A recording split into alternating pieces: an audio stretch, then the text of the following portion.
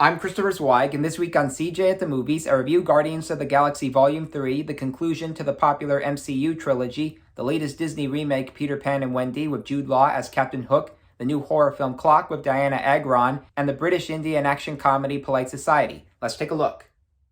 Our first movie is Guardians of the Galaxy Volume 3, which closes out the trilogy with a bang. In fact, it's miles ahead of Ant-Man and the Wasp: Quantumania in every way possible. The emotional weight levels on Rocket Raccoon, voiced by Bradley Cooper, whose life is on the line and his dark past really sets things in motion. Here's a flashback sequence when he makes friends with other genetically engineered animals. One of them is an otter with the voice of Linda Cardellini.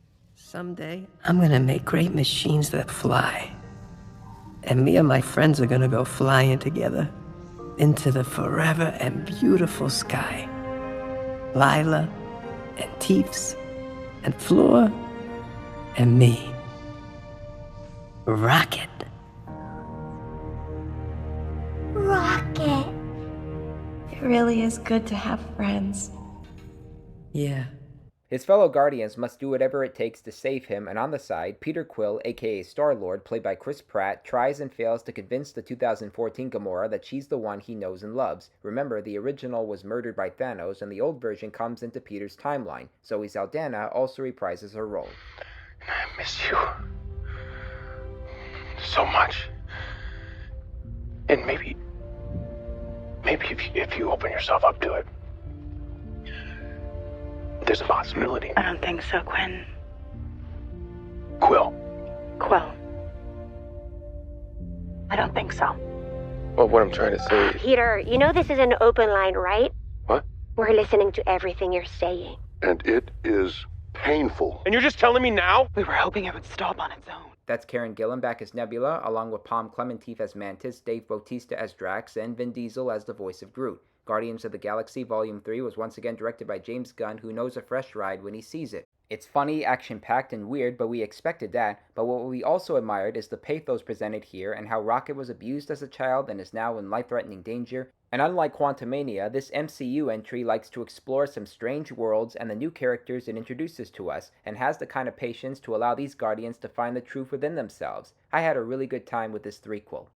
Next up we have Peter Pan and Wendy, and even though I panned the last Peter Pan movie, Pan, from 2015, I still think this live-action remake of the 1953 Disney animated classic is enjoyable. It actually wants to be mature and adventurous at the same time. You know the story, as Peter Pan invites the three children, Wendy, John, and Michael, to Neverland, and with some help from Tinkerbell, they're now able to fly there by thinking happy thoughts.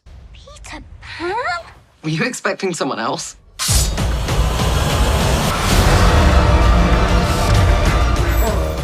The cast includes Alexander Molony as Peter Pan, Ever Anderson as Wendy, Yara Shahidi as Tinkerbell, and Jude Law as the evil Captain Hook, who wants revenge on Peter Pan.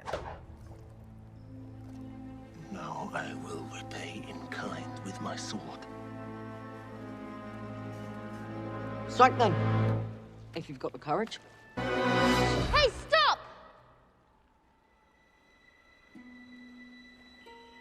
Who are you? I've never seen you here before. Well, you see, She's a Wendy! What's a Wendy? I'm a Wendy.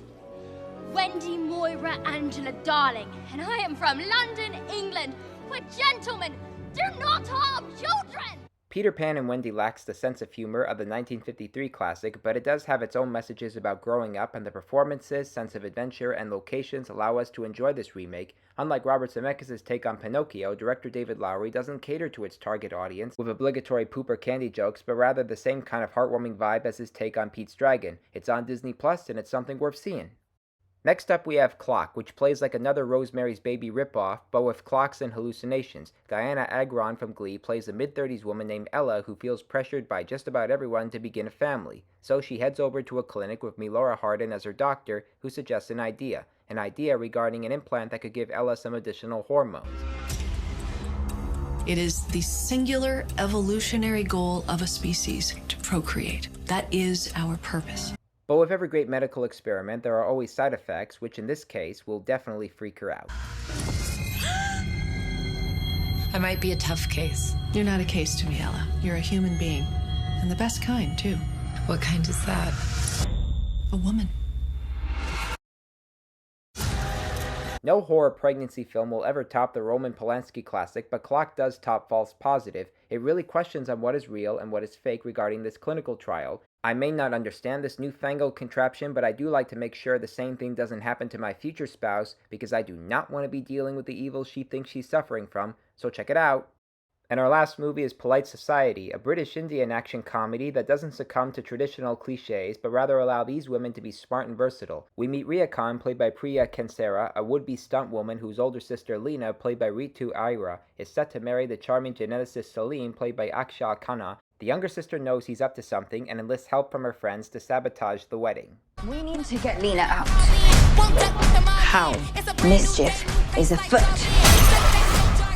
As you might expect in a concept like this, her older sister and family refuse to believe Riya, but eventually she's proven right when the mastermind is the groom's mother, played devilishously by Norma Bucca. It's the law of the movies, but in this case it's handled with style and attitude.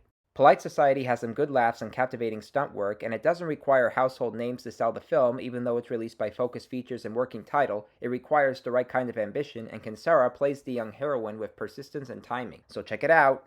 Okay, recapping this week's new movies, thumbs way up for Guardians of the Galaxy Volume 3, thumbs up for Peter Pan and Wendy, thumbs up for Clock, and thumbs way up for Polite Society. I'm Christopher Zweig, stay safe, and I'll see you at the movies!